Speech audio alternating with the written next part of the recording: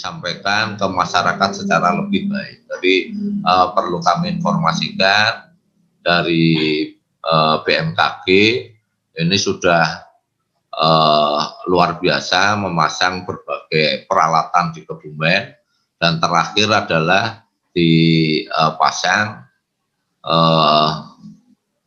yang Nyugen, apa namanya Mbak? Yang Nyugen. WRS Nyugen ini sudah terpasang. Jadi kalau tadi lead time-nya yang lain itu di atas 5 menit, kalau WRS Nyugen itu bisa lebih baik. Info yang kami dapatkan 3 menit bisa terinformasikan apakah itu tsunami atau tidak di bawah 3 menit dengan WRS Nyugen itu. Kemudian yang kedua, mengoptimalkan fungsi sistem peringatan dini ya, EWS tsunami melalui pemeliharaan dan penambahan jangkauan jaringan EWS sehingga dapat menjangkau seluruh wilayah pesisir di Kabupaten Kebumen. Ini. Kemudian rekomendasi yang ketiga adalah penguatan payung hukum dan penegakan hukum terhadap kebijakan pembangunan rumah, hotel, warung, toko, dan infrastruktur penunjang pariwisata pesisir yang taat terhadap aturan sempadan pantai dan zona merah bahaya tsunami. Ya, ini yang luar biasa di Kebumen. Nah, ini di sepanjang pesisir Kabupaten Kebumen ini ada wilayah yang dimiliki oleh TNI secara undang-undang, itu ditarik dari garis pantai sepanjang 500 meter. Ini dari dari batas dengan Purworejo sampai dengan Bulus Pesantren itu ada, sehingga di wilayah ini terhitung lebih terjaga kondisi alamnya.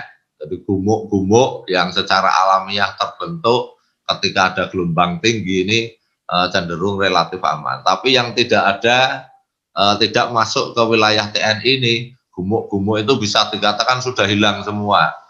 Ini berarti dari katakan dari Slirong sampai ke Karangbolong atau sampai ke Suwuk Buayan itu. Oke. Kemudian ada terkait dengan jalan lintas selatan-selatan dan kawasan industri. Ini pun kita akan minimalkan resiko bencananya dan kita maksimalkan ya potensi terkait dengan pengurangan resiko bencana. Kemudian terkait dengan rekomendasi selanjutnya, yang pertama adalah melaksanakan program Destana di kawasan pesisir sebagai kegiatan prioritas, mengingat semakin pesatnya perkembangan sektor pariwisata di kawasan pesisir. Destana atau Desa Tangguh Bencana. Nah, ini dari 37 desa tadi akan kami tingkatkan kapasitasnya sehingga kategori tangguhnya akan semakin meningkat. Dari yang pratama menjadi madya, madya menjadi utama, dan utama kami tingkatkan kapasitasnya insya Allah menjadi mandiri. Artinya ketika ada bencana, desa itu atau warga sana bisa melakukan tindakan pengurangan risiko bencana semaksimal mungkin, meskipun dari sisi infrastruktur, satpras dan lain-lain masih minimal di desa tersebut. Kemudian rekomendasi selanjutnya adalah pemeliharaan dan pemasangan rambu-rambu evakuasi terhadap bahaya tsunami di kawasan pesisir.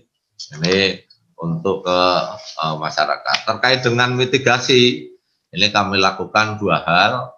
Mitigasi ada yang non-struktural sama yang struktural.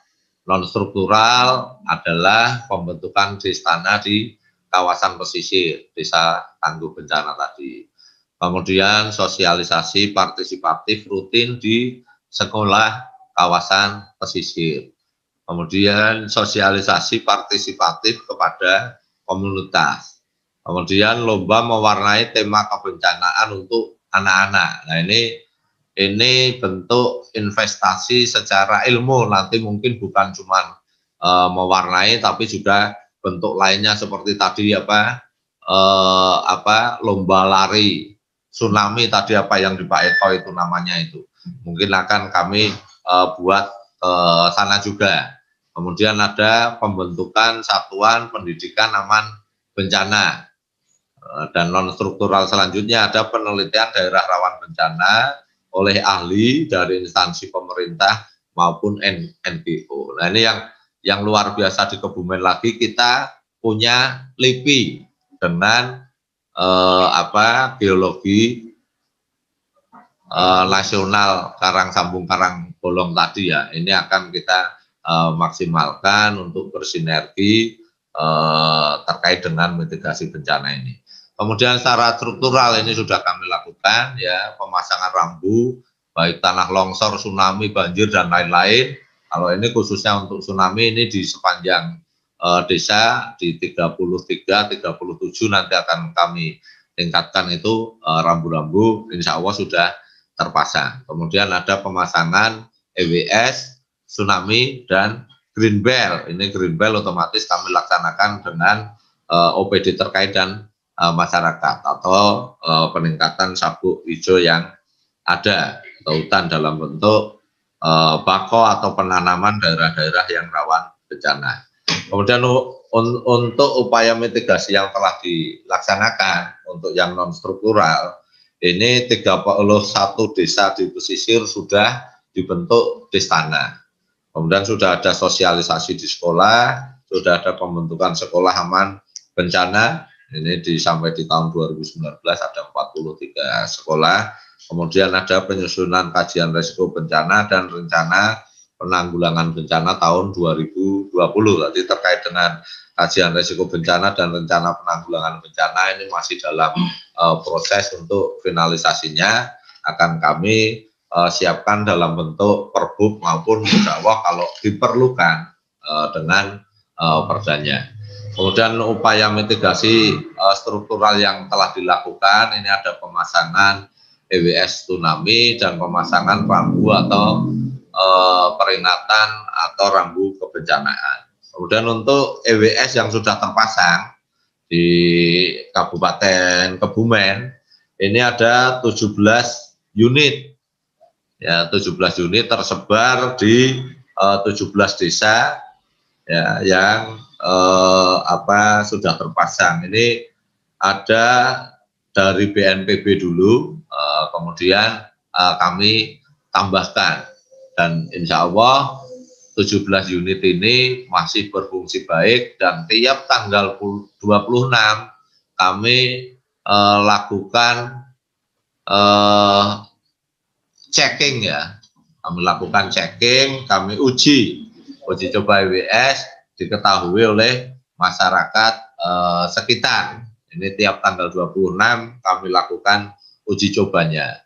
Ketika ada yang tidak berfungsi dengan sebenarnya, ini akan kami betulkan. Problemnya adalah ketika nanti ada potensi tsunami, apakah ini kalah cepat atau tidak dengan kejadian tsunami. Ini yang akan kami kaji lebih jauh. Tapi intinya ketika ada gempa, kita sudah ada WRS Nugen itu, kemudian ada ini, dan ada kebijakan atau local wisdom di masing-masing daerah itu. Kemudian untuk peta bahaya tsunami Kabupaten Kebumen, ini ada petanya ya, ini ada tadi di 11 kecamatan 37 desa.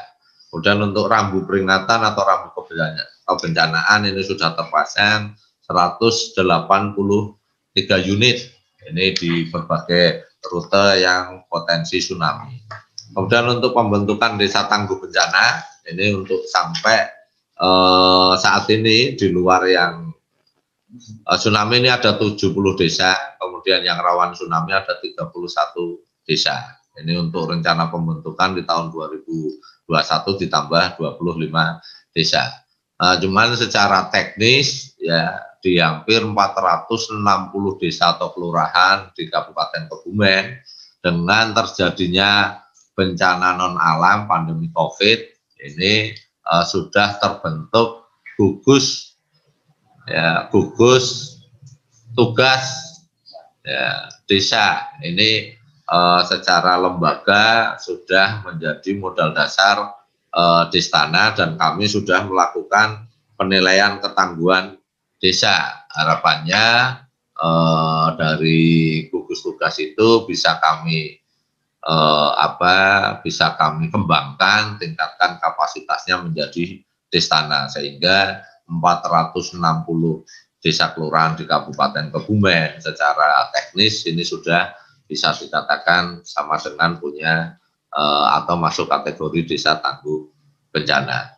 Terkait dengan isu tsunami megatrust ini luar biasa di Kabupaten Kebumen, ya ini di sisi selatan atau ini ada potensi tsunami, kemudian di sebelah utara ada 2 waduk, ya ditambah ada potensi likuifaksi. Ini kalau terjadi megatrust, kemudian likuifaksi terjadi, tsunami terjadi, waduk 2 itu jebol, nah ini bayangan paling parah untuk Kabupaten Kebumen. Tapi tugas kita bukan memprediksi itu terjadi atau enggak. Tugas kita khususnya BPBD adalah meningkatkan kepahaman masyarakat terkait dengan pengurangan resiko bencana. Harapannya ketika terjadi bencana ya tidak ada korban jiwa. Syukur-syukur juga tidak ada korban harta benda yang secara masif. Tadi perlu kami informasikan juga saat ini di Kebumen di akhir tahun juga terjadi bencana cukup banyak kalau dilihat dari titik atau lokasi bencana ya. Ada banjir, longsor, angin puting beliung. Sementara untuk saat ini puncak musim hujan ini belum terlewati karena BMKG merilis khususnya untuk Kebumen puncak musim hujan adalah akhir Januari sampai di awal Maret. Nah ini mari kita sama-sama membantu ya agar tidak sampai terjadi korban khususnya warga masyarakat. Sampai kita bantu, kita open 24 jam lewat posko di Pusdalop dan dibantu dengan posko-posko di lembaga atau OPD lainnya. Demikian dari saya, ada kurangnya mohon maaf. Terima kasih. Wassalamualaikum warahmatullahi wabarakatuh. Assalamualaikum Pak Ma'rufin. Hari ini kita alhamdulillah bisa dipertemukan dengan yang terhormat Bapak Eko, Mas Teguh, Pak Jun, Pak Ma'rufin, ahli-ahli tentang kebumian dan kebencanaan. Hari ini kami diberi kesempatan untuk memberikan suatu gambaran lah, dan Palang Merah kebetulan Palang Merah Kebumen akan mencoba menjadi inisiator bahwa dengan adanya paparan dari Pak Daryono, dari beliau Pak Husni hari kemarin bahwa megatrust itu Jawa untuk bagian barat dan timur dan juga megatrust Selat Sunda ini akan kemungkinan terjadi. Nah kalau terjadi ini bisa di atas 9, sekian skala Richter. Ini Kebumen seperti apa? Kalau kita melihat topik hari ini bahwa untuk potensi tsunami dan bagaimana ke depan dan bagaimana mitigasinya ke depan, ini sesuatu yang membuat kita itu galau. Dan kebetulan Palang Merah Kebumen saat ini sedang bekerja sama dengan Palang Merah Jepang kaitannya dengan mitigasi bencana di Kebumen bagian selatan. Ini suatu yang sangat-sangat kebetulan dan kita akan membentuk suatu model. Jadi ya maaf saja judulnya kami nanti kita sedikit split bahwa kita menggunakan judul pemberdayaan atau suatu model pendidikan bencana di sekolah dan kesiapsiagaan keluarga pada desa rentan di wilayah selatan Jawa, khususnya di Kebumen. Karena kita melihat tadi cerita-cerita juga dari Pak Eko, bahwa kalau kondisi megatrust dengan sekitar 9, sekian skala dari beberapa pengalaman teman-teman Palang Merah Jepang dan juga yang lain-lain Palang Merah Pusat kemarin, kita mengatakan bahwa ternyata bahwa yang paling utama dan bisa untuk menghindari risiko besar sepertinya adalah diri sendiri.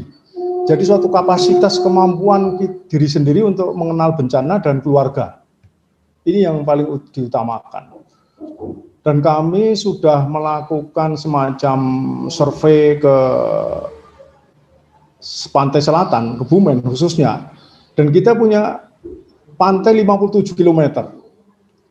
Dan di sebelah timur Sungai Lukulo, itu masih, kalau menurut saya masih aman, karena dari kita crop ke Google Earth hari ini, itu bahwa di sana masih ada ketinggian gumukan pasir sekitar 10 sampai 11-12 meter. Jadi kita masih agak sedikit aman. Dan kalau di sebelah barat Sungai Lukulo, itu sekarang kondisinya sudah rusak. Jadi dengan adanya tambak-tambak rakyat ini, bahwa di situ banyak sekali yang ketinggiannya sudah flat dengan permukaan laut. Jadi dengan kalau gelombang sekitar 2 meter saja, mereka sudah flat dan kita bisa melihat itu. Nah ini kami memilih untuk penempatan program mitigasi ada di desa-desa di sebelah barat Sungai Lukulo. Ini yang kita utamakan. Nah untuk itu kita lihat ini peta tsunami yang kita buat kerjasama dengan JSTZ kalau tidak salah sekitar tahun 2000-an. Ini kalau nanti ada megatrust, ini peta bahaya tsunami ini sudah tidak berlaku lagi. Karena ini hanya ketinggian 0 sampai 3 meter. Ini sudah seperti ini dampaknya. Dan kita tidak mengharapkan itu. Tapi kalau kita juga melihat sejarah real bahwa gempa di Kebumen itu dari sejarahnya pengenalan bencana itu sejak dini. Mulai dari sekolah dasar sampai SMP sampai SMA. Ini sangat-sangat diperlukan juga langsung ke desanya. Maka kegiatan di sekolah nanti kita akan membentuk tim siaga bencana di sekolah atau bisa dikatakan komite atau sebuah apa namanya, tapi kita lakukan di sana. Terus kedua, melakukan pelatihan pendidikan kebencanaan bagi semua warga sekolah, baik itu guru, siswa, dan karyawannya. Juga melakukan pelatihan fasilitator untuk sekolah siaga bencana, melakukan penilaian atau kajian risiko, analisa, dan rencana aksi terkait kebencanaan di sekolah. Terus pembuatan SOP dan simulasi bencana di sekolah. Sudah dilakukan oleh Jepang, juga dari Palang Merah Pusat, dan kita akan kaji juga dari orang-orang pendidikan di sini khususnya Dikbud bagaimana kita menyampaikan, bagaimana bentuknya, dan juga dari ahli-ahli bencana dari teman-teman BPBD nanti akan membentuk suatu pedoman ini. Dan sekarang masih kita kaji, jadi nanti akan kita laksanakan. Terus kita melakukan pelatihan pertolongan pertama di desa untuk desanya ini. Kita membentuk suatu pembentukan komite bencana desa, juga melakukan pelatihan sibat atau mungkin destana atau mungkin ada lagi apapun namanya, tapi adalah suatu organisasi tentang kebencanaan di desa. Terus kajian risiko berbasis penilaian partisipasi masyarakat desa. Jadi kita harus tahu persis desa itu sekarang kemungkinan adanya megatrust sudah seberapa kapasitas pemberdayaannya. Ini harus kita terus kearifan lokal yang sudah ada itu seperti apa. Ini sedang kita godok untuk itu supaya kita tidak lepas dari kebiasaan mereka. Terus pelatihan tanggap darurat bencana di desa, pelatihan pertolongan, dan kita membentuk organisasi ini, organisasi sibat atau apapun namanya, nanti terlibat dalam musrin Bangdes, supaya dia juga punya usulan-usulan, karena memang dalam sekarang bahwa dana desa itu bisa digunakan untuk bencana. Terus juga pengembangan dan lokalatif posko atau pusdatin di tingkat desa, dan penyusunan SOP maupun TDB maupun EWS, tapi EWS kita berbasis yang sangat sederhana atau berbasis lokal. Karena kita bayangkan tadi bahwa kalau gempa di atas 9, apakah sistem-sistem yang dengan teknologi tinggi ini bisa lah yang karena kita akan mendukung apa-apa yang sudah dilaksanakan oleh pemerintah, tapi kita akan berbasis lokal maupun berbasis teknologi tepat guna. Dan desa-desa yang kita laksanakan itu ada beberapa desa. Jadi nanti ada di sebelah barat Sungai Lukulo untuk Kabupaten Kebumen, ada di Desa Tanggulangin, Kecamatan Klirong sebagai Desa Tegalretno, Kecamatan Petanahan, Desa Surorejan, Kecamatan Puring, Desa Jeladri, Kecamatan Buayan. Dan untuk sekolah, ini nanti ada di SD Negeri 1 Surorejan, ini Puring, dan Madrasah Ibtidaiyah Negeri 3 Kebumen ada di Petanahan, terus SMP Negeri 1 Klirong, dan juga MTS Ma'arif 8 Kebumen atau di Buayan lokasinya, SMA Negeri 2 Kebumen, ini karena memang mengharapkan ada yang di kota. Jadi suatu model di kota kita laksanakan karena nanti teman-teman Jepang akan datang ke Kebumen untuk juga belajar bersama, juga berpikir bersama untuk mitigasi bencana. Tapi karena ini ada keterbatasan karena adanya COVID, maka sampai saat ini belum ada kebijakan untuk bisa datang. Saya kira cukup untuk paparan kami. Saya ucapkan terima kasih. Assalamualaikum warahmatullahi wabarakatuh. Baik Bapak-Bapak dan Ibu semua, ini masih tersedia waktu setengah jam ke depan untuk berdiskusi. Saya juga perlu mencatat yang pertama adalah bahwa diskusi ini dan juga diskusi sebelumnya di minggu yang lalu, yang pertama Pak Daryono dan Pak Husni, itu diikuti atau didaftar oleh 420 peserta ya, di luar dari undangan. Jadi ada 420 peserta yang mendaftar pada masing-masing diskusi, dan ini luar biasanya adalah bahwa pada diskusi kali ini hanya sepertiga pendaftar itu yang berasal atau yang tinggal di Kebumen. Sementara pada diskusi minggu lalu itu 38% dari pendaftar itu tinggal di Kebumen. Ini menandakan bahwa isu tsunami ini adalah sebuah isu nasional ya, walaupun kami meng-create acara ini sebagai sebuah acara yang sifatnya lokal, lokal Kebumen, tapi ternyata jumlah peserta dan juga yang pendaftar itu mengalir dari mana-mana, dan itu memang tidak bisa kita pungkiri bahwa ini adalah isu yang memang menjadi perhatian kita bersama. Baik, tadi dari Pak Eko, kemudian dari Pak Teguh, dari Pak Sabar, kita mendapatkan beberapa outline. Yang pertama yang bisa saya catat, tsunami besar itu memang terjadi tapi setiap beberapa abad sekali, dan ini frekuensinya sangat jarang. Tapi di antara peristiwa tsunami besar itu ada peristiwa-peristiwa tsunami yang lebih kecil, dan itu juga bisa sama merusaknya. Sama merusak, terutama karena dampaknya lebih lokal, tapi bisa lebih besar. Tapi di sini yang paling menarik adalah bahwa di selatan Pulau Jawa itu yang biasa terjadi adalah kasus dari tsunami earthquake, atau yang biasa juga disebut sebagai slow earthquake, karena gempanya tidak terasa, tapi kemudian tiba-tiba gelombang tsunami-nya datang.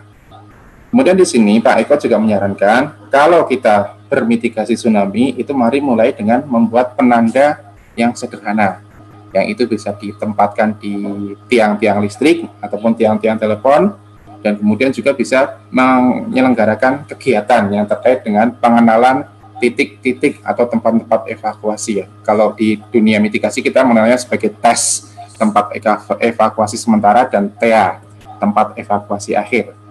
Jadi kenapa kita nggak selenggarakan gerak jalan, lomba lari misalnya, untuk mengajari anak-anak generasi muda bahwa ini loh arah evakuasi ke arah sini, dan kemudian nanti titik evakuasinya ke sebelah sini. Kira-kira demikian.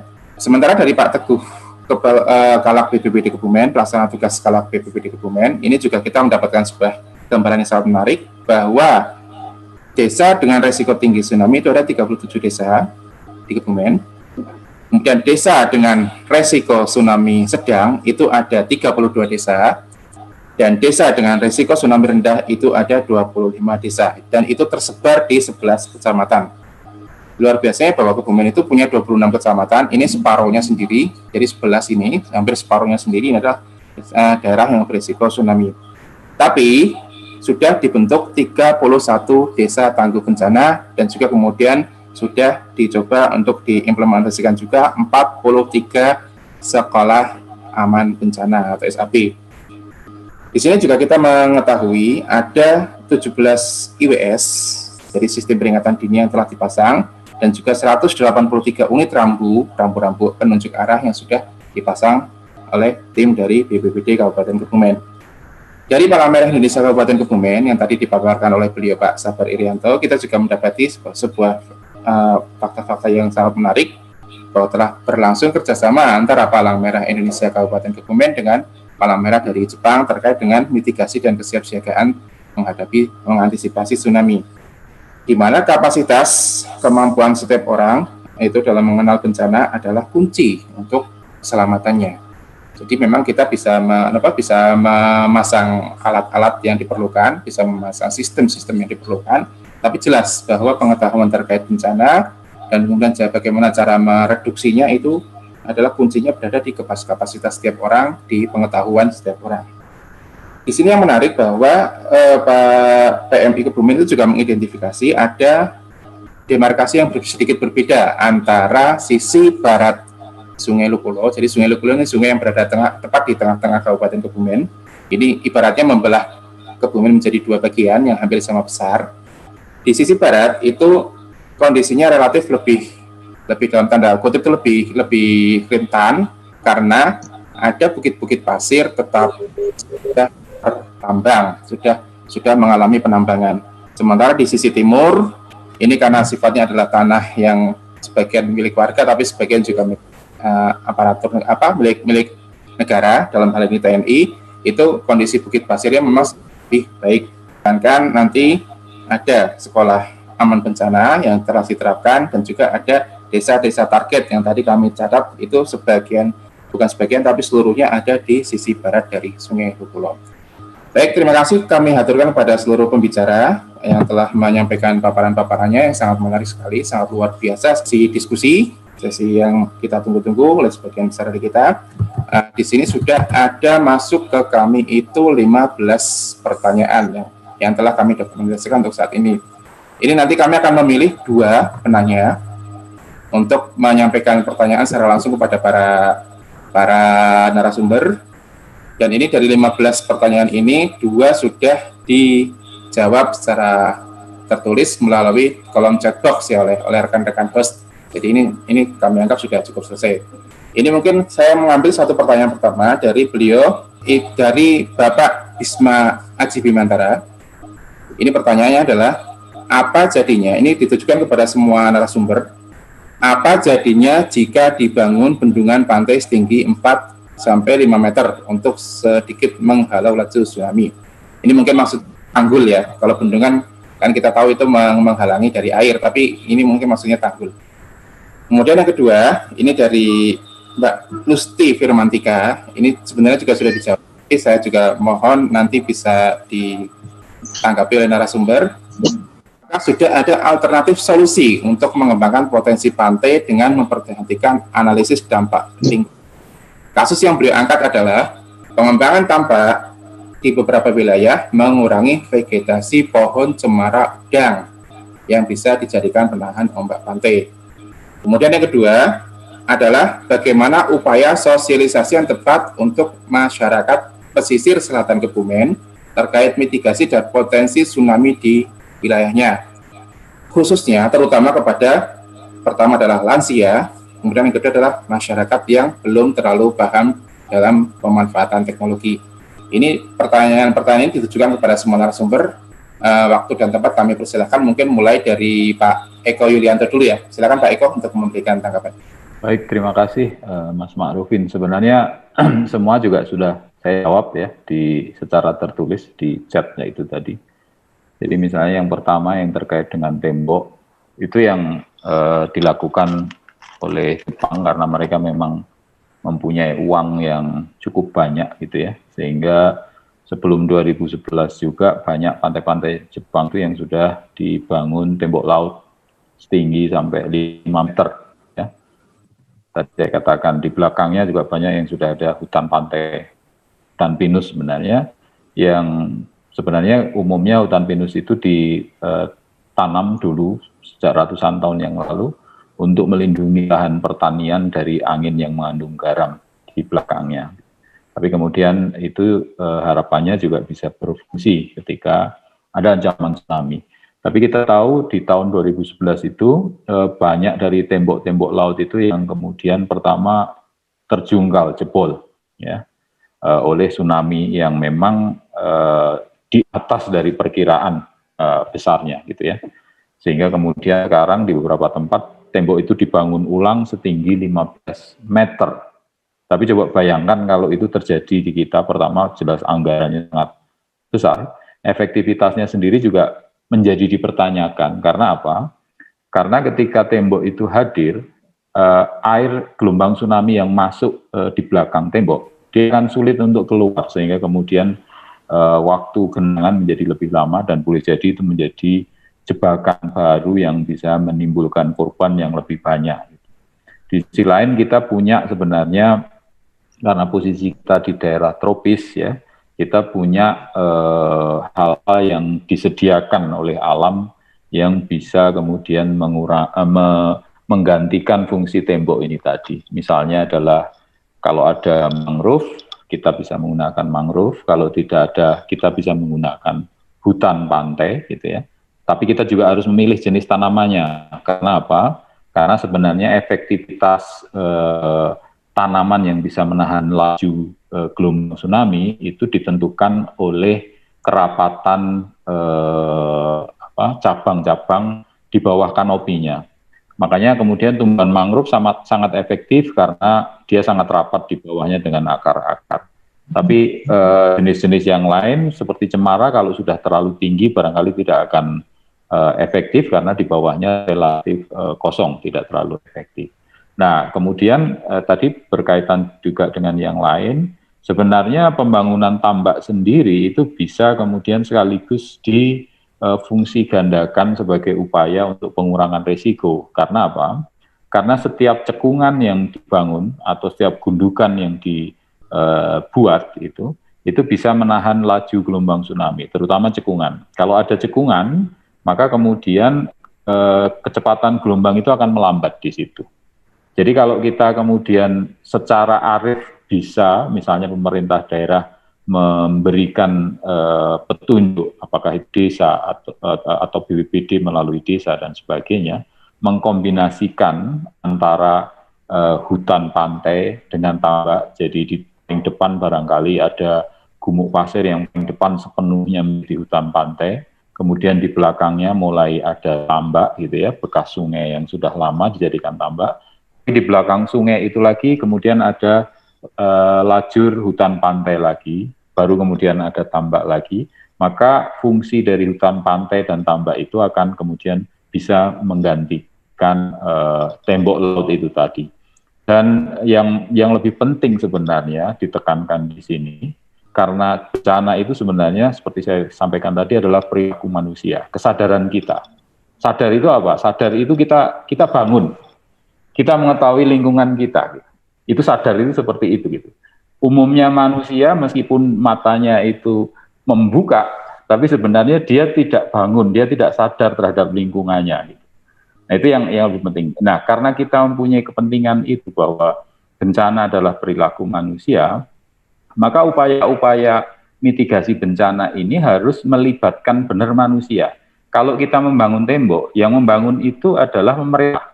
Pada kasus 2011 di Jepang misalnya, ada seorang penyintas ibu-ibu sudah sepuh gitu ya. Dia selamat dan dia diselamatkan karena dia menyangkut di kayu rumahnya gitu ya. Jadi di situ selama 2 jam kemudian diselamatkan dan dia ditanya, "Bu, apakah Ibu tidak mendengar sirine peringatan dini?" "Saya mendengar." "Apakah Ibu tidak melakukan evakuasi?" "Tidak." "Kenapa Ibu tidak melakukan evakuasi?" "Kan katanya sudah dibangunkan tembok laut." Bayangkan, masyarakat itu mempunyai sikap yang seperti itu. Sehingga kemudian kalau upaya mitigasi itu tidak dibangun dari masyarakat sendiri, hanya semata-mata aspek teknisnya, tidak dibenahi perilakunya, kesadarannya itu tadi, maka semua yang diupayakan itu menjadi sia-sia. Bahkan simulasi tsunami yang diadakan dengan cara membayar pesertanya, apakah itu bungkusnya adalah uang makan siang atau uang transport, itu sama sekali tidak akan menyadarkan masyarakat tentang perlunya mereka atau tanggung jawab mereka terhadap hidupnya sendiri. Itu yang perlu ditanamkan pertama kali. Jadi upaya tadi misalnya bagus yang disampaikan oleh Pak PLT Kalak misalnya dengan membangun rambu, tapi akan lebih efisien dan lebih bagus lagi kalau upaya-upaya itu dilakukan dan menyertakan masyarakat. Apakah itu anak-anak kita, pramuka, anak-anak sekolah, dengan misalnya katakanlah membekali cat satu botol untuk mencat misalnya bukan hanya tiang listrik dan tiang telepon, tapi juga pohon-pohon besar misalnya. Kalau di situ zona merah, kasih di ketinggian 150 meter itu warna merah misalnya. Jadi di setiap misalnya 17-an misalnya, kita mengecat pohon bukan untuk tujuan senang-senang semata, tapi kita punya tujuan itu. Pohon-pohon dicat di tinggi 1,5 meter dengan warna merah ketika itu zona merah, dengan warna kuning ketika itu zona kuning, dengan warna hijau ketika itu zona hijau. Dan itu tidak dilakukan oleh orang yang dibayar, tapi dengan melibatkan masyarakat dan keluarga. Apakah itu anak sekolah, atau misalnya katakan keluarga dilibatkan, toh hanya untuk membeli sekaleng cat, itu mungkin harganya hanya 20.000, pohon yang ada di depan rumahnya dicat sesuai dengan zona ancamannya misalnya. Maka itu akan membangun kesadaran itu tadi. Dan itu adalah hal yang paling penting pertama dilakukan. Kita harus merombak mindset, kalau dulu katakanlah dari sejak zaman Orba dan sekarang tren itu masih ada, masyarakat hanya dianggap sebagai objek pembangunan. Maka kita harus kemudian menjadikan masyarakat sebagai subjek pembangunan juga. Mereka harus terlibat di dalamnya. Nah, semua upaya harus berbasis kepada menjadikan masyarakat terlibat sebagai subjek, supaya kemudian nanti segala sesuatu yang dilakukan itu bisa efektif. Di Aceh, ketika terjadi gempa tahun 2012, dua gempa besar, 8,6 dan 8,8, hanya 2 jam selisihnya. Di Aceh sana ada 6 buah shelter tsunami yang dibangun oleh pemerintah. Hanya ada 1 shelter yang dimanfaatkan oleh masyarakat. Yang lain kosong. Ketika kami mengadakan survei, kenapa mereka tidak lari shelter? Jawabannya adalah, ada yang mengatakan, shelter itu terlalu dekat dengan laut. Kami takut melihat laut. Ada yang mengatakan, dia katanya bicara dengan orang Jepang yang membangun shelter itu, dan orang Jepang itu menginformasikan dia sendiri nggak yakin bahwa shelter itu bisa menyelamatkan. Ada yang mengatakan, mereka berpendapat bahwa shelter itu hanya untuk orang-orang yang tidak memiliki motor untuk lari menjauh ke bukit misalnya. Jadi upaya-upaya itu akan sia-sia kalau kemudian kita basisnya adalah tidak membangun kesadaran masyarakat itu tadi. Karena mungkin itu bagus secara teknis, secara pembangunan fisik, tapi tidak akan efektif, tidak akan terlalu efektif. Jadi kita harus kemudian bermula dari membangun kesadaran masyarakat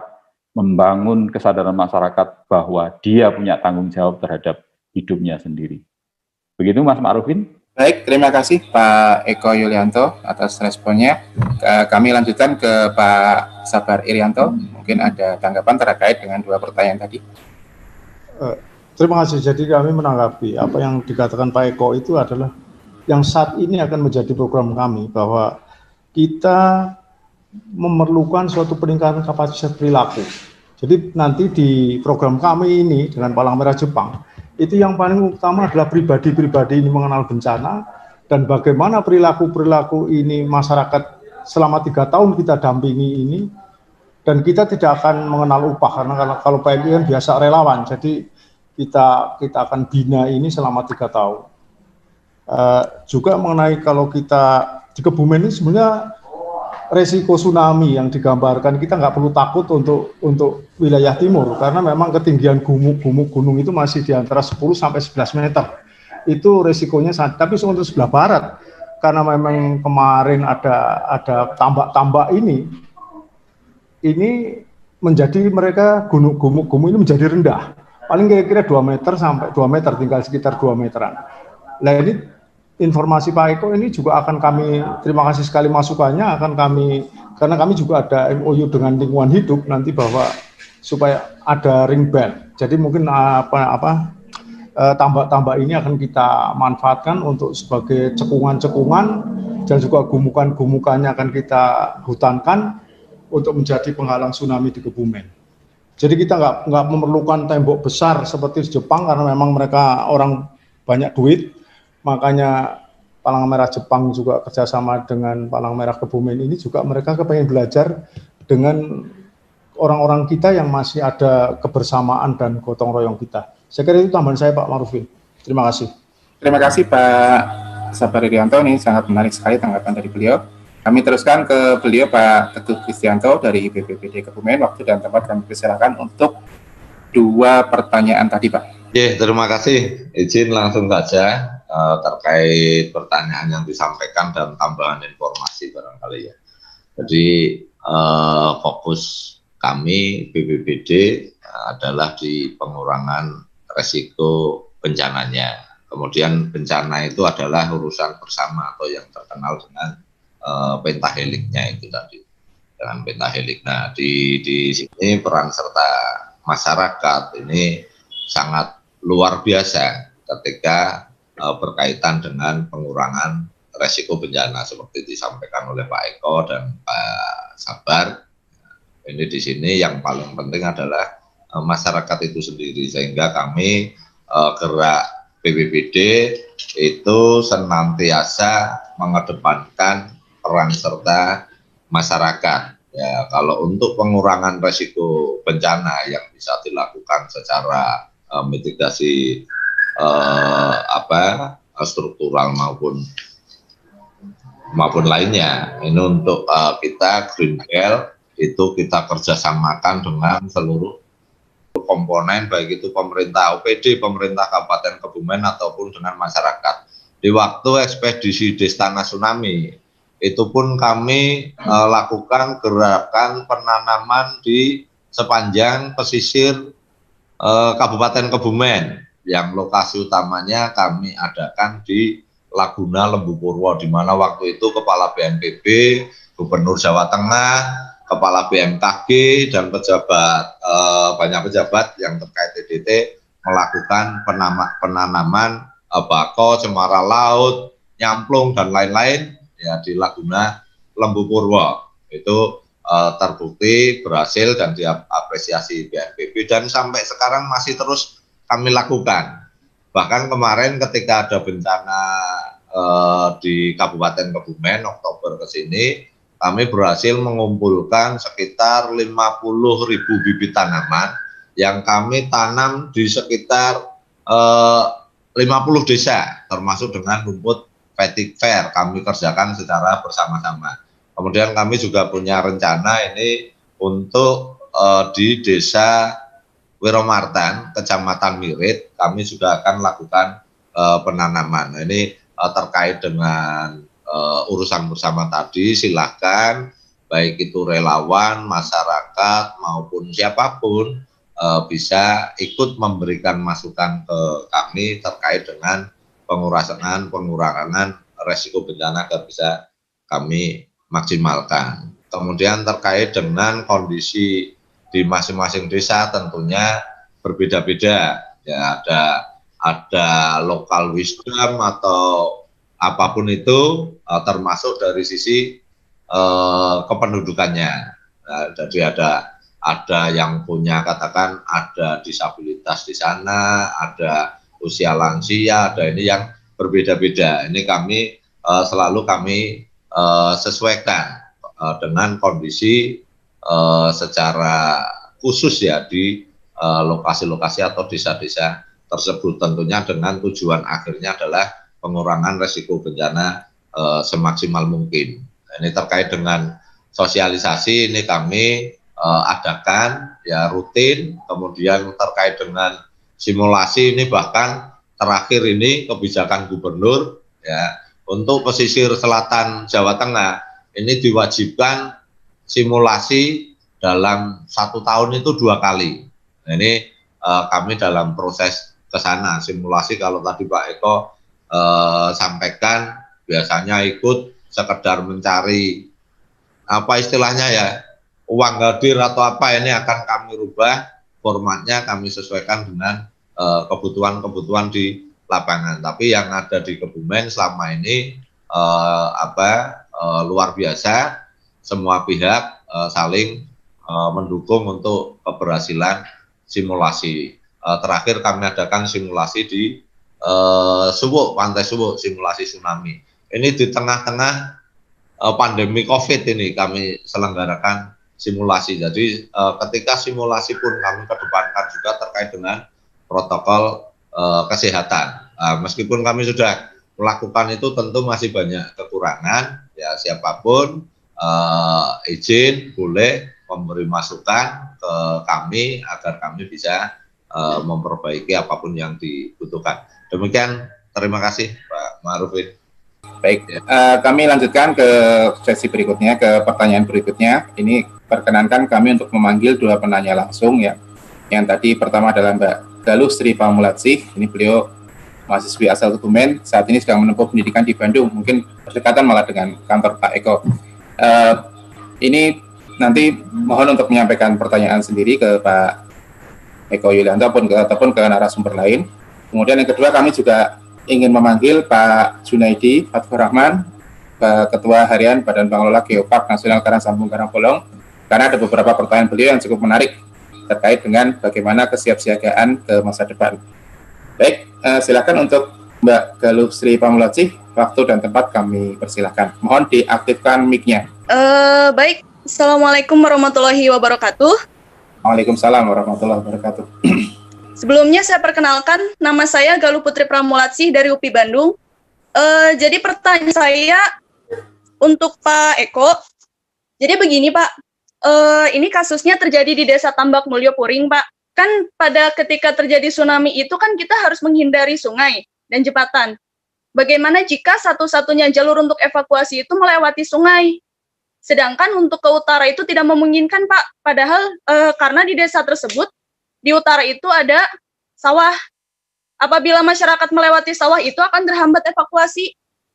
Apakah ada cara lain selain untuk mengevakuasi masyarakat melewati sungai itu, Pak? Terima kasih. Baik, terima kasih. Pertanyaan dari Mbak Galuh Putri ya. Tadi saya salah nyebut, mohon maaf. Iya. Ya, oke, terima kasih. Pak. Kami lanjutkan ke penanya kedua dari Pak Junaidi Fathur Rahman. Kalau masih ada di dalam Zoom, kami waktu dan tempat kami persilakan Pak. Silakan Pak.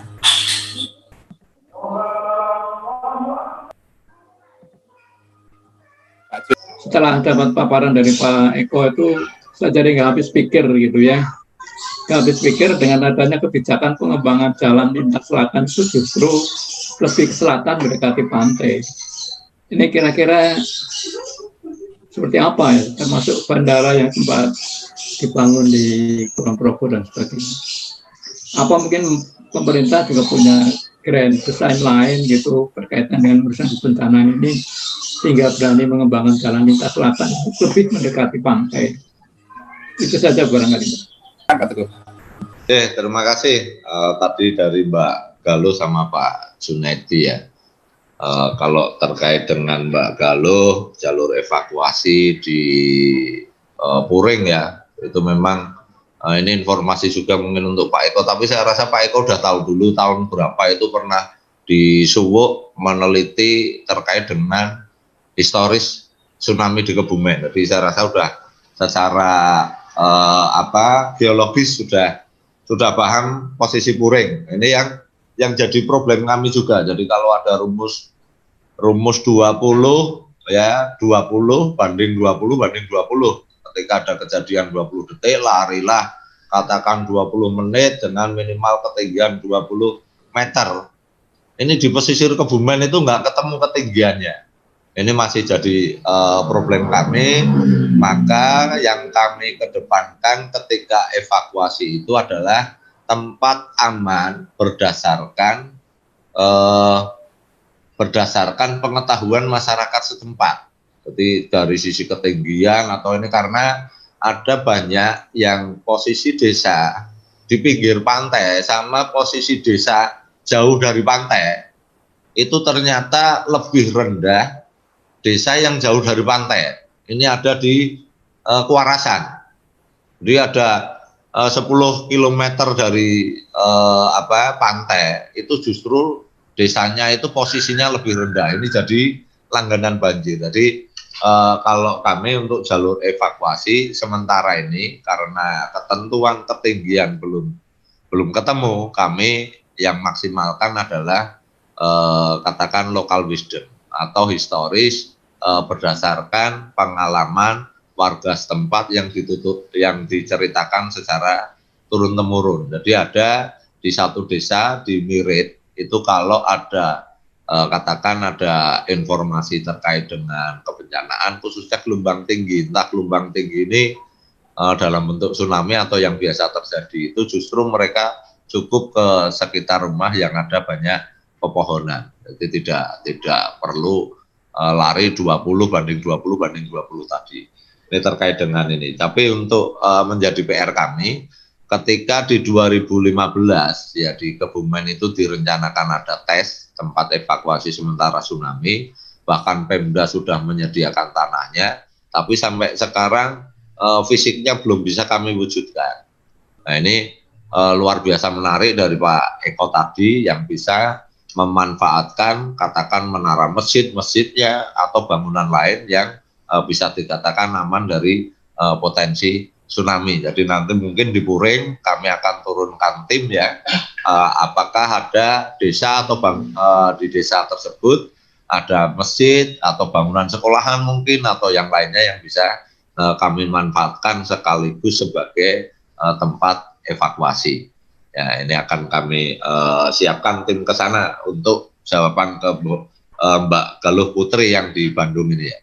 Kemudian untuk Pak Junaidi terkait dengan pembangunan JLSS, saya rasa ini kan fisiknya sudah ada ya, sudah jadi, bahkan tinggal penyelesaian yang tembus dari Buayan ke Cilacap, yang Kebumen ini sudah selesai. Jadi kalau kenapanya saya rasa sudah nggak perlu ditanyakan, tapi ketika nanti terjadi bencana, bahkan ada beberapa titik, kalau tadi ketinggian atau jarak 5 kilo, ya, di beberapa titik itu yang lebih dari 5 kilo. Jadi ini sekaligus menjawab ketika evakuasi kemana, nah, salah satunya itu ya ke jalan ini. Ya, atau nanti minimal itu jadi tempat untuk pengungsian lah kalau terjadi bencana. Dan ini sudah kami lakukan ketika ada bencana banjir, karena tidak ada tempat yang lebih representatif, akhirnya ya di jalan itu kami bikin tempat pengungsian. Tapi kalau untuk yang Bandara Kulon Progo, saya rasa yang lebih relevan untuk menjawab Pak Eko. Demikian, saya kurangnya mohon maaf. Terima kasih. Kami kembalikan ke Pak Rufin. Baik, terima kasih Pak Teguh Kristianto atas responnya. Kami lanjutkan ke Pak Haji Sabar Irianto. Waktu dan tempat kami persilakan. Ini kalau memungkinkan tsunami di atas 7 meter itu memang sudah nggak ada jalur evakuasi. Maka kalau mau buat bendung mahal. Jadi kami dari kajian sementara kami dengan teman-teman Jepang itu memang buat lapangan dengan ketinggian paling tidak 15 meter. Kan di sana pasir. Nah itu buat gundukan, kira-kira setiap desa itu membuat gundukan ketinggian 15 meter. Dan kira-kira cukup untuk menampung masyarakat situ. Karena memang dengan adanya gempa yang sangat besar dan kemungkinan tsunami yang ketinggiannya di atas 7 meter, dengan kecepatan kilometer berapa itu udah pasti nggak ada jalur kemana saja, pasti kena. Nah makanya ini hanya sementara kita punya solusi untuk membuat suatu lapangan dengan ketinggian 15 sampai 20 meter. Silakan Pak Eko Yulianto, waktu dan tempat kami persilakan. Baik, terima kasih Mas Ma'rufin. Jadi untuk pertanyaan yang pertama, tadi saya dalam salah satu slide menunjukkan tempat evakuasi sementara yang ada di Jepang, ya, yang atapnya seperti kubah masjid itu berada di sebuah desa nelayan di sebuah teluk sebenarnya. Ya. Nah kemudian di sisi kanan kiri teluk itu sebenarnya ada bukit, tapi di sisi kanan di kaki bukit itu ada sungai yang kemudian menyebabkan masyarakat yang tinggal di tengah teluk itu terpisahkan dengan bukit oleh 2 buah sungai itu. Maka apa yang dilakukan oleh masyarakat setempat yang tempat evakuasi sementara tadi yang saya tunjukkan gambarnya tadi, itu dibangun di tengah-tengah di antara 2 sungai yang tujuannya memang untuk menyelamatkan masyarakat yang tidak mungkin lari ke bukit. Sementara yang tinggal di sisi luar sungai yang bisa mencapai bukit dengan mudah, mereka disediakan fasilitas tangga naik ke bukit. Jadi memang dibangun tangga naik ke bukit. Jadi ada opsi-opsi yang tentunya memang berbeda. Katakanlah tadi misalnya dikatakan, oh tidak ada jalan yang bisa dipakai melewati sawah. Kalau memang kita mempunyai kesadaran untuk membangun itu, ya jalan itu harus diadakan sebagai jalur evakuasi, apakah itu secara swadaya atau dengan bantuan pemerintah yang tegak lurus pantai misalnya menuju ke arah bukit, itu memang harus dilakukan. Nah, tapi persoalannya kan kemudian kalau misalnya jarak bukit itu cukup jauh, saya tidak tahu apakah Bapak Ibu sekalian di sini yang hadir pernah mencoba kecepatan lari setiap orang itu berapa, misalnya. Saya tiap pagi lari, paling-paling saya hanya bisa berlari itu sekitar 10 menit untuk 1 kilo. Itu di jalan yang rata, di tempat yang terang gitu ya, di pagi hari yang tidak panik dan sebagainya. 1 kilo saya perlu waktu sekitar 10 menit. Kalau kejadiannya misalnya tsunami itu malam hari, jalannya tidak rata, gelap, hujan apalagi misalnya, dan kemudian banyak orang yang menggunakan jalan yang sama, kita bisa bayangkan kecepatan lari kita berapa, dan apakah kita akan selamat sampai kepada tempat yang aman. Makanya kemudian opsinya adalah mencari atau menyediakan tempat evakuasi yang paling mudah dijangkau. Tadi saya katakan, kalau memang di dekat kita itu ada pohon, maka pohon itu harus kita pikirkan supaya kemudian bisa menjadi opsi untuk menyelamatkan diri. Persoalannya selalu bagaimana supaya kemudian setiap orang bisa memanjat pohon itu dengan mudah. Apakah itu wanita, laki-laki, anak-anak, orang tua, dan sebagainya. Apakah misalnya perlu pohon itu dibeli semacam pijakan supaya kemudian mudah untuk menaikinya. Pohon itu menjadi opsi yang sangat menarik, ya.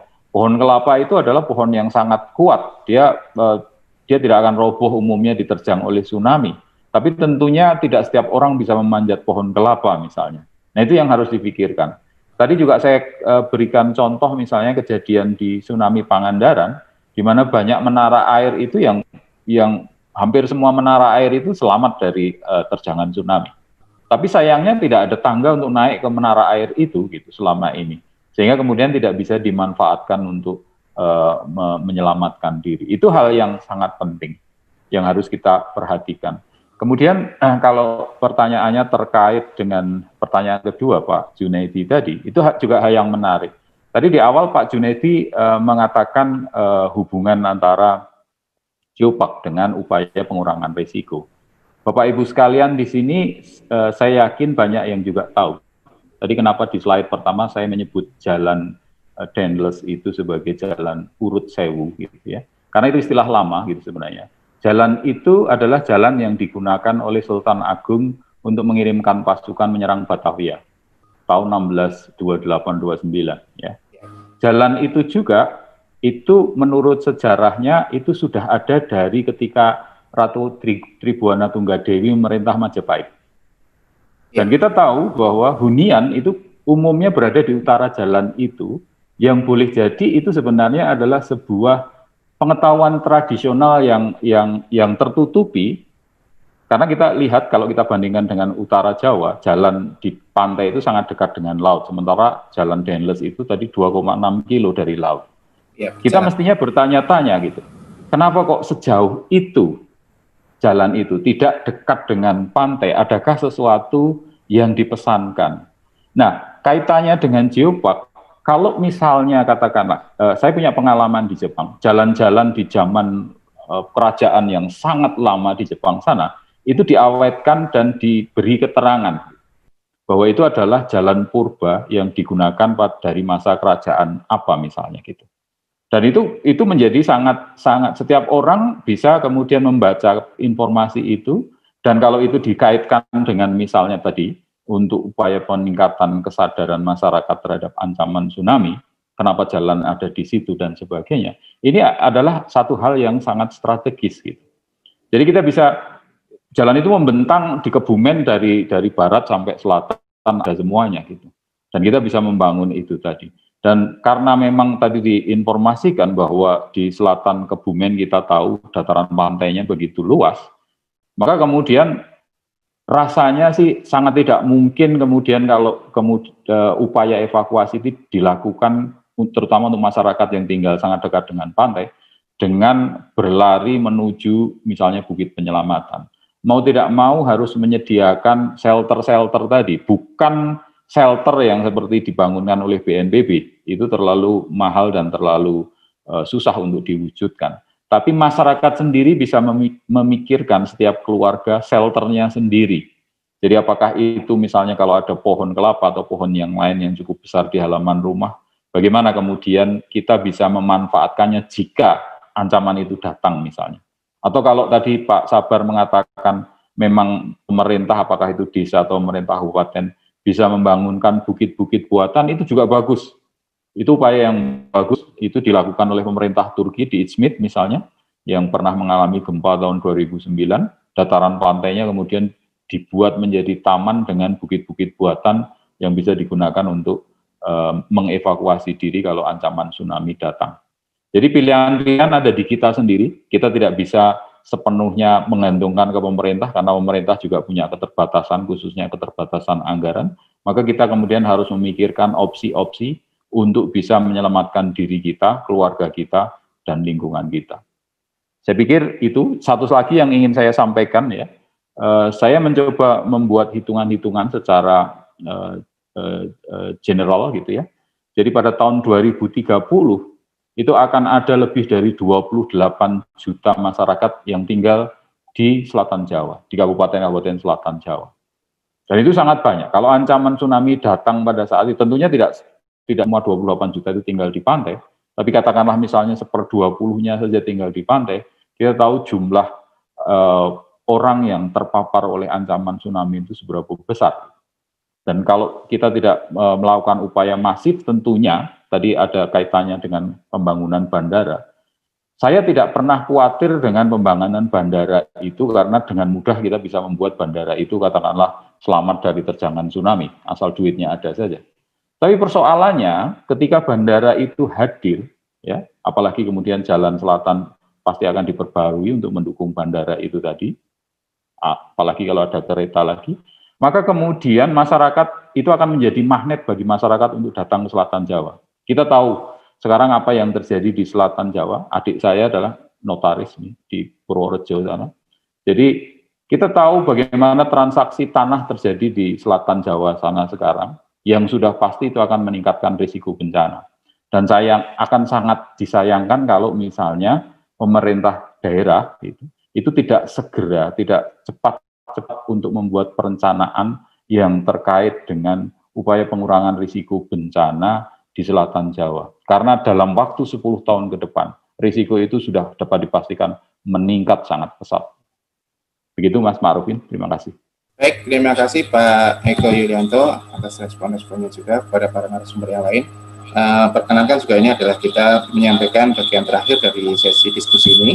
Saya menyampaikan bagian terakhir dari sesi diskusi ini terkait dengan beberapa pertanyaan yang kami rangkum menjadi satu. Ini pertama adalah terkait dengan trauma, Pak. Menjelang terjadinya tsunami atau pasca terjadinya sebuah bencana, dalam hal ini adalah tsunami, bahkan juga mungkin sudah terjadi sebelum bencana itu terjadi, itu ada trauma pada masyarakat. Untuk itu bagaimana cara mengatasinya? Ini yang pertama. Terus kemudian yang kedua, ini ada pertanyaan dari adik kita di UPN Veteran. Ini terkait dengan rumus 20-20-20 atau triple 20. ini efektif apa enggak sih sebenarnya? Karena kalau kita melihat tadi problem-problem di Kebumen itu ketika implementasi 20-20-20 itu banyak kendala terkait dengan pertama adalah tempat yang tinggi ataupun kemudian bahwa ketika kita lari menjauhi pantai ternyata di situ ketemunya sungai ataupun bentang lahan yang lain. Kemudian yang ketiga, pertanyaan ketiga yang kami rangkum jadi satu ini di sini adalah terkait gempanya itu sendiri, Pak. Bapak-bapak. Jadi terkait gempanya itu sendiri, jadi bukan pada tsunami-nya, apakah bisa dijelaskan kepada publik bagaimana cara antisipasi dari bencana gempa megatrust itu sendiri? Karena kita tahu bahwa kalau gempa itu terjadi, kita akan mengalami getaran yang mungkin lebih keras daripada yang pernah dialami di Kebumen, dan itu nanti mungkin bisa menimbulkan efek-efek yang bersifat lebih lanjut ke kerugian material maupun yang lainnya. Baik, kami mulai dari Pak Eko Yulianto, waktu dan tempat kami persilahkan, Pak. Terima kasih Mas Ma'rufin. Ada adagium seperti ini yang menurut saya menarik, yang tidak biasa atau tidak bisa merencanakan, dia menyukai prediksi. Ya. Jadi ini untuk menjawab pertanyaan kenapa kita takut. Umumnya orang takut pasti karena tidak tahu, ya kan? Malam hari kita berada di kegelapan, kemudian ada sesuatu melambai di sebelah kita, karena kita tidak tahu, maka kemudian pikiran kita mengambil alih, semua cerita yang pernah kita terima muncul, dan kita menyangka itu kuntilanak misalnya. Padahal kalau kita ketika melihat ada sesuatu yang melambai, kemudian justru memperhatikan dengan benar, kita akan tahu, oh ternyata hanya daun pisang. Misalnya. Kita menjadi tidak takut. Ketakutan kita itu karena adalah ketakutan psikologis, yaitu karena kita tidak tahu sama sekali. Makanya tadi saya katakan, ada giumnya adalah karena kita tidak tahu, maka kita tidak bisa merencanakan. Karena kita tidak bisa merencanakan, maka kemudian kita menyukai prediksi, karena kita tetap takut. Kita ingin, pokoknya kasih tahu saya sebelum itu terjadi supaya saya bisa selamat. Sayangnya kemudian tidak ada seorang pun yang bisa memberitahu itu, kecuali bahwa itu pasti akan terjadi, entah kapan waktunya. Maka kemudian kita harus tahu dengan detail untuk kemudian bisa membuat perencanaan itu tadi. Apa yang perlu kita lakukan? Termasuk misalnya, untuk menjawab sekaligus pertanyaan yang berikutnya, yang kaitannya misalnya dengan gempa. Ya. Kalau sampai gempa, guncangan gempa merobohkan rumah kita dan kita tidak bisa keluar dari rumah, tsunami sudah pasti akan merenggut jiwa kita, gitu ya.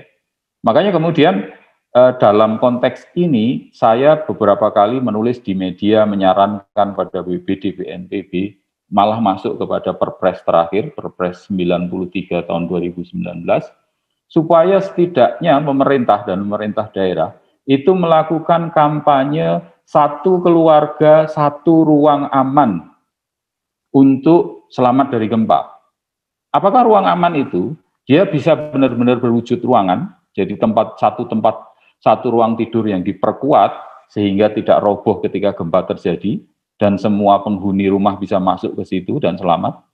Kalau itu terlalu mahal, mungkin bisa memanfaatkan kamar mandi yang ukurannya lebih kecil, tapi diperkuat, supaya tidak roboh ketika ada gempa, semua bisa selamat untuk gempanya, ya masuk ke situ. Kalau itu masih terlalu mahal juga, gunakan perabot, misalnya meja, yang kakinya diperkuat juga dengan siku, sehingga kemudian ketika ada gempa terjadi, seluruh penghuni rumah bisa berlindung di situ. Bagus kalau misal bisa menyediakan lebih dari satu. Pengalaman saya tahun 2003, saya mengalami gempa 7,9, saat itu saya masih tinggal di Sapporo, jam 1 malam, ya. Dan saya berdua dengan istri saya, kami hanya masuk ke dalam kolong meja yang memang meja itu ukurannya 1 kali 1 meter, yang kakinya sudah diperkuat dengan siku baja. Semuanya berantakan, tapi nggak ada masalah dengan itu semua, kita selamat. Gitu. Jadi kita bisa memanfaatkan perabot, entah itu meja makan yang ukurannya mungkin besar, diperkuat, tentunya jangan meja yang model sekarang seperti Olimpik atau Ligna yang hanya cantik tapi sebenarnya tidak kuat. Gitu. Atau mungkin memanfaatkan misalnya tempat tidur yang juga diperkuat, gitu, supaya kita bisa selamat itu. Karena setelah kita selamat dari gempa, dan kalau itu ada ancaman tsunami, tentunya kita bisa keluar rumah. Tapi kalau kita tidak selamat dari gempa, kita luka saja, maka kemungkinan ada kesulitan yang kita hadapi. Nah, itu yang perlu kita lakukan. Jadi kampanye satu keluarga, minimal satu ruang aman. Apakah itu perabot, meja, tempat tempat tidur, atau dia benar-benar sebuah ruangan, kamar mandi yang diperkuat, satu kamar tidur yang diperkuat yang bisa dipakai untuk berlindung dari ancaman gempa. Kemudian pertanyaan yang terkait dengan 20-20-20, apakah itu efektif? Itu adalah istilah yang sebenarnya dibuat oleh Ron Harris. Ron Harris itu dia kawan saya, dia waktu itu mau meneliti ke Ambon sana awalnya, dan minta training saya di Pangandaran saat itu sebenarnya untuk penelitian tsunami gitu ya. Tapi kemudian tahun berikutnya dia datang lagi ke Sukabumi dan dia membuat istilah itu yang kemudian dipopulerkan oleh kawan-kawan gitu ya. 20 menit adalah waktu lead time tadi, dianggap lead time tsunami. Dari gempa sampai kemudian kita harus selamat, itu kita harus mampu berlari dalam waktu 20 menit. Tapi kalau kita, bahkan ketika kita rajin berlari setiap hari saja, mungkin kecepatan lari kita hanya sekitar 10 menit untuk 1 kilometer. Jadi 20 menit mungkin kita hanya mencapai 4 kilometer. Kalau kita tidak biasa berlari, apalagi malam hari, hujan, dan sebagainya, kita tidak akan bisa berlari jauh. Sehingga kemudian istilah itu jadi tidak efektif di tempat di mana dataran pantai begitu luas. Karena tidak ada bukit 20 meter, ya. Dataran pantainya sendiri katakanlah mungkin lebih dari 5 kilo, gitu ya. Itu menjadi persoalan sendiri gitu. Untuk mendetek 20 detik pun kita juga mungkin kesulitan gitu kan, karena kita tidak terbiasa kalau kita tidak menggunakan alat misalnya gitu. Sehingga kemudian opsinya tidak semua tempat seperti itu. Kalau kebetulan misalnya kita tinggal di tempat dataran pantai di mana bukit dekat, mungkin kita bisa menggunakan itu. Tapi kalau tidak, kita akan kecapean sendiri gitu nanti. Sehingga kemudian kita harus sebagai alternatifnya kita harus kemudian memikirkan cara yang lebih efektif, lebih mudah kita lakukan. Tadi seperti tadi, apakah membuat bukit buatan kalau itu mungkin dilakukan, atau memanfaatkan tower air, membangun tangga naik ke atas, atau katakanlah misalnya memanfaatkan pohon yang ada misalnya, atau memanfaatkan bangunan yang sudah ada, apakah sekolah, masjid, gereja, gedung pemerintah yang memang dilakukan. Di Jepang, di tempat tadi yang saya tunjukkan ada menara itu tadi, itu juga gitu, kantor kecamatan itu dalam kondisi normal seperti sekarang, ini bisa dicontoh oleh BPBD, itu menjadi living museum tentang bagaimana kita bisa mendesain interior kita, bangunan kita, supaya kita selamat dari gempa misalnya. Sehingga masyarakat yang datang ke situ, itu bisa melihatnya. Akan sangat strategis kalau misalnya yang demikian itu dilakukan di bangunan-bangunan yang sering didatangi publik. Misalnya kantor kelurahan atau kantor kecamatan misalnya, atau puskesmas. Sehingga masyarakat banyak yang datang dan melihat kenapa harus seperti ini. Mereka akan bertanya, karena kita harus selamat dari gempa misalnya. Kantor kecamatan di Jepang difungsikan juga sebagai shelter. Sehingga kemudian dibuat juga sudah di tempat yang aman. Sekolah juga dibuatnya di tempat yang aman, supaya ketika ada bencana, itu bisa difungsikan sebagai tempat pengungsian misalnya. Jadi seperti itu. Saya sebenarnya bukan menciptakan, saya mengcover lagunya Busut, Naik Becak, ya. Itu saya cover untuk lagu yang dengan mudah bisa kita ajarkan kepada anak-anak kita tentang bagaimana menyelamatkan diri dari gempa dan tsunami. Dan saya pikir sudah saya bagikan ke dongeng geologi pada saat itu, mudah-mudahan bisa dibagi di sini juga. Mudah-mudahan Mas Ma'rufin juga punya lagu itu, supaya bisa dibagikan kepada para peserta. Begitu Mas, terima kasih. Terima kasih Pak. Jadi lagunya ada, tapi mungkin nanti di forum yang sifatnya lebih offline ataupun langsung tertulis ya Pak ya. Baik, kami lanjutkan ke beliau Pak Teguh Kristianto dari BPBD Kebumen. Baik, silakan Pak Teguh, waktu dan tempat kami persilakan. Ya, terkait dengan pertanyaan-pertanyaan terakhir, yang pertama trauma bencana ya. Tidak bisa kita pungkiri kondisi orang itu berbeda-beda. Ketika menerima cobaan, ada yang kuat, ada yang tidak, ada yang itu bahkan Didi Kempot terkenal dengan lagunya Ambiar itu ya. Itu termasuk karena trauma, di dalamnya termasuk trauma pasca bencana. Nah, di kami siapkan tim psikososial namanya. Tim psikososial ini kami beri tugas melakukan pendampingan ya baik ketika terjadi bencana maupun setelahnya. Tugasnya yaitu memulihkan kembali traumanya. Ini terdiri dari ahli-ahli atau psikolog-psikolog yang kompeten di bidangnya, dan saya rasa di tiap BPBD ini juga disiapkan. Nah, karena ini diatur di Perka BNPB, ada yang di Dinas Sosial, ada yang di BPBD, ada namanya tim psikososial di pemulihan trauma pasca bencana.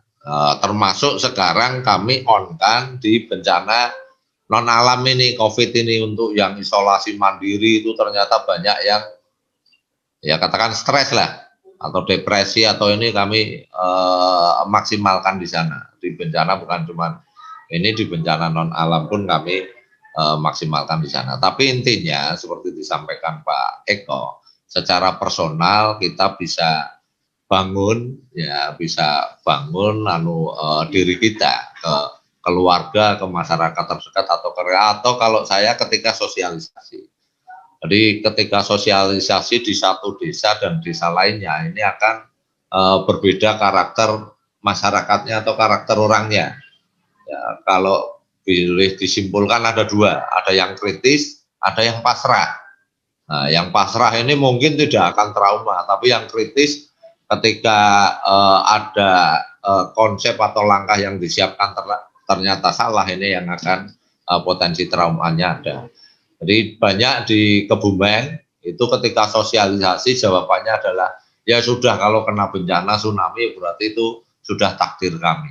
Nah gitu. Nah ini akan berbeda penangannya orang yang sudah ikhlas, sudah rela gini, dengan orang yang katakan ketakutan akan beda. Ini tugas tim psikososial. Kalau kami di pencegahannya, di sosialisasinya ya selalu kami kedepankan terkait dengan peningkatan kapasitas, termasuk secara mental atau kejiwaan ini.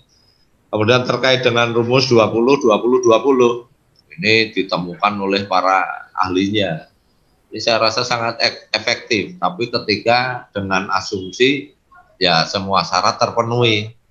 Ya, 20 detik bisa dipantau, 20 menit kuat lari, dan 20 meter ketinggian ada. Itu asumsi-asumsinya gitu. Nah, ketika asumsi itu tidak terpenuhi, ya kita cari yang paling pas di Kebumen seperti apa. Nah, contoh gitu. Nah, ini kita butuh masukannya. Kalau sementara ini yang kami kedepankan adalah local wisdom atau tradisi masyarakat setempat. Ketika ada bencana, saya yakin sejak zaman dahulu ini sudah ada namanya tsunami atau gelombang tinggi, atau sudah ada sejak zaman dulu. Jadi secara turun-temurun, secara budaya, sebetulnya masyarakat pesisir otomatis sudah diajari oleh orang tuanya. Kalau kita punya EWS yang katakan relatif modern ya secara sederhana masyarakat Kabupaten Kebumen pesisir khususnya mereka juga punya EWS versi mereka. Katakan kalau pernah melihat plastik, kantong plastik yang diberi warna-warni ya digantungkan ke pohon, itu sebetulnya secara teknis itu turun temurun juga untuk tanda-tanda itu. Nanti ketika sudah ada perubahan warna atau ketika malam goyang gini kelihatan cahayanya, itu salah itu. Bahkan ada yang kami namakan EWS kaleng. EWS kaleng itu cukup di atas lemari, taruh kaleng, kasih kelereng.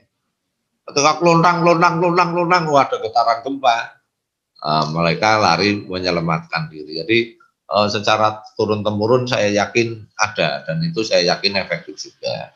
Jadi kalau rumusan 20-20-20 ini saya yakin efektif ketika semua syaratnya terpenuhi. Nah, ketika ada yang tidak terpenuhi ya perlu kita uji, perlu kita cari cara lain.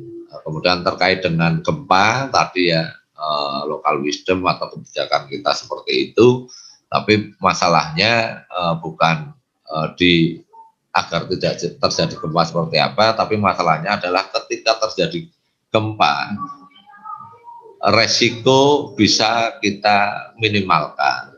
Problemnya di sana, tugas kita di sana, di pengurangan resiko bencana inilah yang selalu kita dimaksimalkan oleh semua pihak, stakeholder, atau oleh pentahelik itu tadi. Semua punya porsi, punya kewajiban, punya tugas masing-masing. Nah, ini yang akan diformatkan terus-menerus oleh BPBD agar ketika terjadi bencana itu tidak ada atau resikonya bisa seminimal mungkin. Saya rasa itu ada kurangnya, mohon maaf baik di awal acara maupun sampai sekarang. Kami kembalikan ke Pak Marufin. Terima kasih. Terima kasih Pak PLT Kepala BPBD Kebumen. Okay.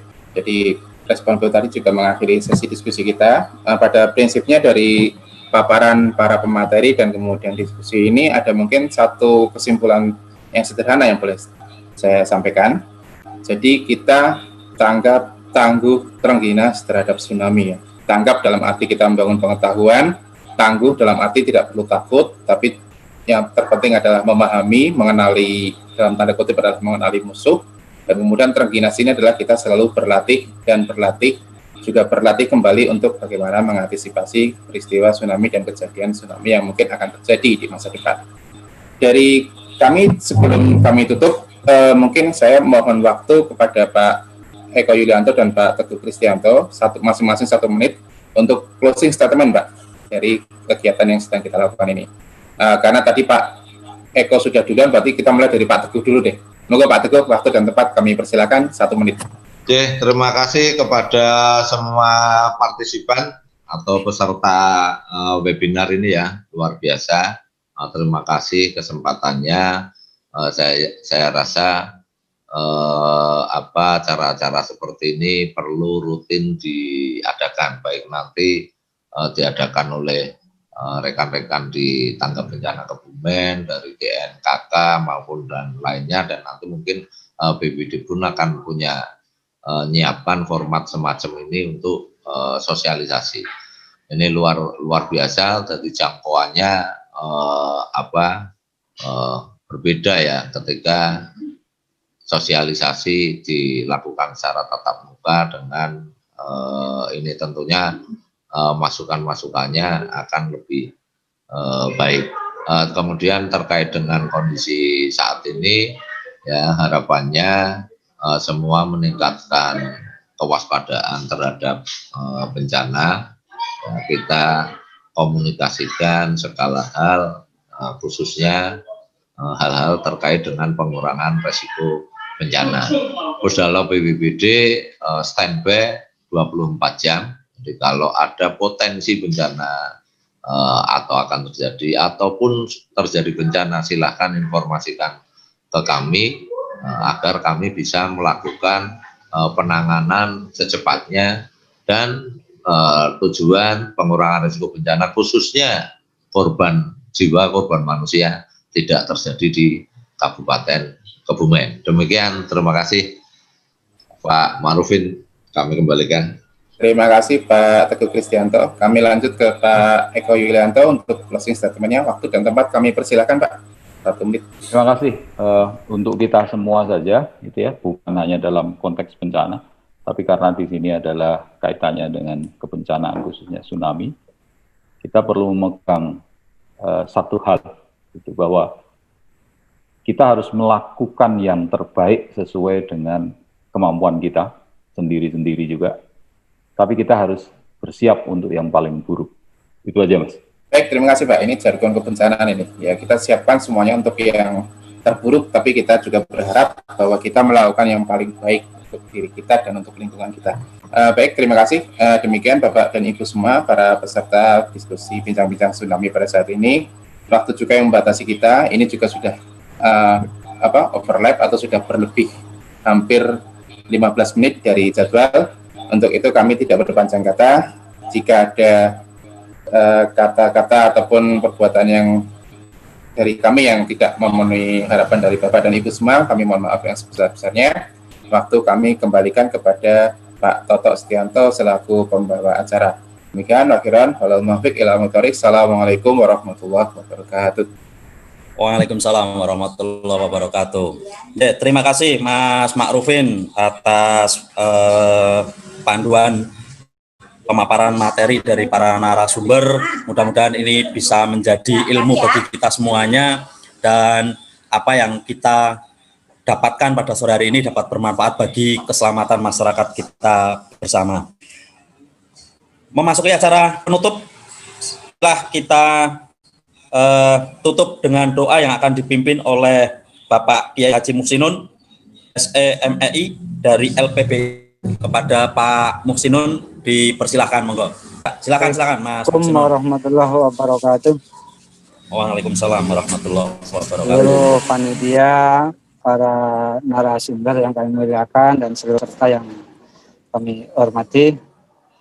Sebelum kita mengakhiri sesi kali ini untuk kegiatan yang luar biasa, saya secara ruhiyah perlu mengingatkan kepada diri saya dan juga seluruh para hadirin atau mustami'in yang mendengarkan bahwa kegiatan tadi yang disampaikan oleh para narasumber luar biasa, itu sebagai bentuk peningkatan pengetahuan kita untuk selanjutnya kita wujudkan sebagai dalam langkah-langkah strategis dari semua pihak sebagai upaya pencegahan.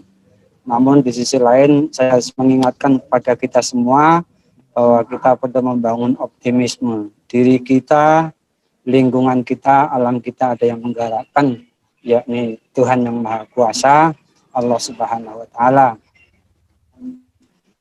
Untuk itu, kalau saya sebagai seorang Muslim, ada sebuah kaidah ushul fikih, al-yakinu la yuzalu bisak, keyakinan tidak akan hilang dalam bentuk keraguan. Oleh karena itu, mari sama-sama kita semuanya menanamkan keyakinan bersama bahwa apa yang kita diskusikan ini, apa yang diprediksikan ini yang terjadi di Kebumen maupun di Indonesia di bagian selatan.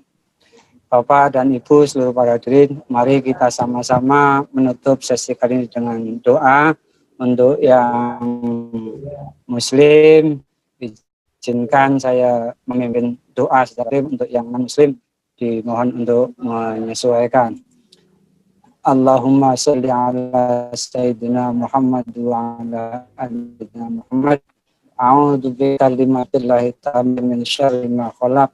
Bismillah yadurru ma'asmihi syai'un fil ardi wala fis sama'i wa huwas sami'ul alim. Allahumma inni a'udzu bika min jahdil bala'i wa darakis syaqa'i wa su'il qada'i wa samatatil a'da. Allahumma adfa' anna bala wal waba'a wal fahsya'a was sada'id wal mihan ma dhahara minha wa ma batan an baladina Indonesia wa sa'il buldanil ya rabbal alamin. Wa sallallahu ala sayyidina Muhammadin nabiyil ummi wa ala alihi wa sahbihi wa sallam. Walhamdulillahi rabbil alamin. Wassalamualaikum warahmatullahi wabarakatuh. Terima kasih Mas sudah memimpin doa penutup pada kegiatan webinar siang hingga sore hari ini. Alhamdulillah kita telah sampai di penghujung acara, dan terima kasih kepada para narasumber, moderator, serta para peserta yang telah menyimak acara dari awal hingga akhir kegiatan webinar sore hari ini. Mudah-mudahan apa yang tadi disampaikan oleh para narasumber menjadi bekal ilmu bagi kita semuanya dan bermanfaat bagi kehidupan kita sehari-hari, sehingga mampu untuk bisa menyelamatkan warga masyarakat kita semuanya. Akhirnya saya selaku pembawa acara, besar-besarnya apabila di dalam memandu kegiatan webinar hari ini ada kekurangan dan tutur kata yang tidak berkenan di hati para peserta semuanya. Sekali lagi terima kasih. Sampai ketemu di lain waktu. Salam tangguh, salam kemanusiaan, dan siap untuk selamat. Assalamualaikum warahmatullahi wabarakatuh. Coba saya pandu ya untuk foto bersamanya. Pose bebas, nggih? Ya, pose bebas. Silakan monggo. Yang masih mau tampil silakan, masih ditunggu untuk menyalakan videonya semua, Bapak Ibu sekalian. Menyalakan videonya semua. Kita masuk ke slide pertama, Bapak Ibu. Slide pertama. 1, 2, 3. Kemudian mohon maaf, mohon bersabar sebentar karena ada beberapa slide.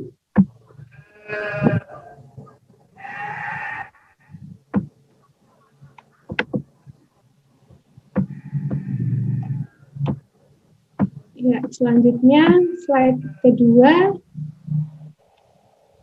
1, 2, 3. Selanjutnya slide ketiga. Sebentar, ada yang baru muncul. 1, 2. Masih ditunggu. 1, 2, 3. Terima kasih Bapak Ibu semua. Saya serahkan kembali kepada panitia.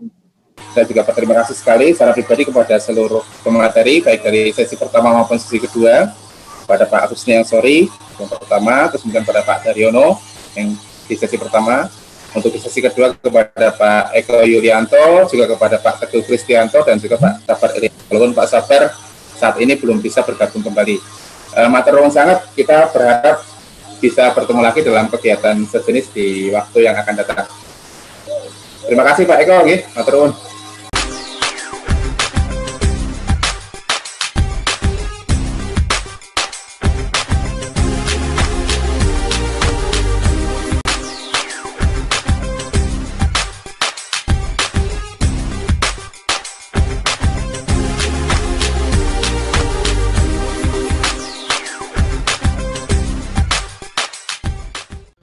Caught in the crossfire.